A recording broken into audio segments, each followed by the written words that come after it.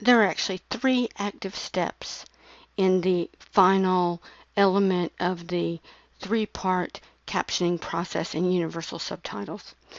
We're going to briefly talk about the first element, which is correcting spelling, punctuation, and grammar.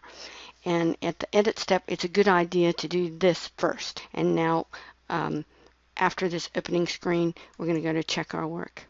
I'm going to go to continue. Okay, now here we are in the editing screen.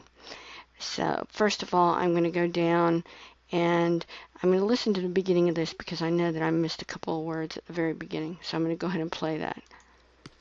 This is a mini tutorial.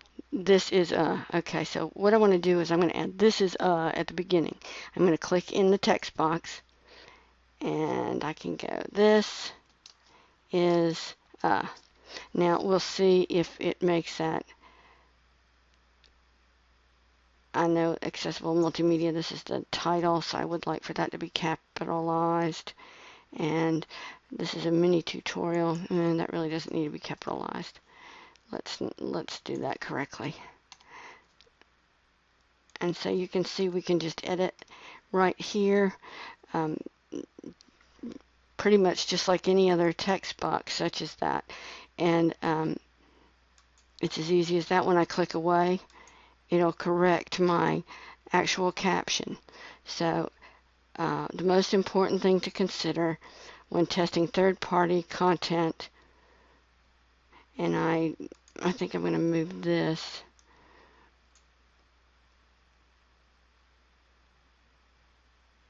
Is that what it said? I think I'm going to play this one because that really doesn't make sense.